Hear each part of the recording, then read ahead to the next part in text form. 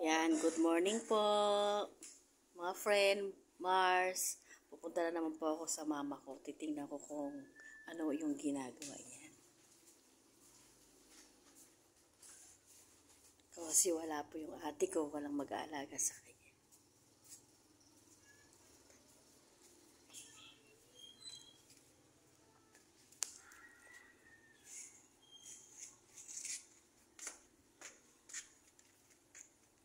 May manok. Kuruk, kuruk, kuruk.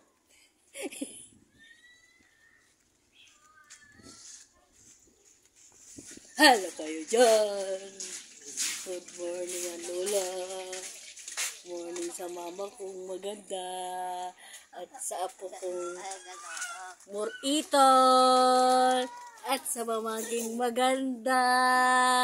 Oh, ayan. May kasama pala ang mama ko. Dito yung pamangkin ko. Ano kinakain nyo, ma? Pandesal. Pandesal. Tapos?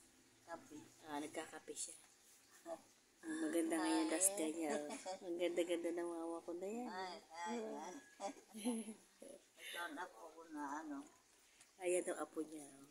Apo niya sa tuhod yan. Natin pala na nanay kagabi yan. Oo, mama, kasi hindi na tumigil ang hika niyan. Masarap. Masarap yan. Masarap. Wala na dami na. Pinahirot kasi nila sa manghilot. Hindi naman manghihilot yung sinanay. Meron bang hilutin ang leg ng bata itaas? Mayroon yan sa therapy, alam ko. Pero wala yung gano'n sa baby na iangat yung ulo. Buti hindi na putulan ng liig. Kaya pupunta si Kula dito. Sabi ni Kula, Lola, pwede ba yung iangat ang ulo? Sabi ko, pwede yan sa mga therapy.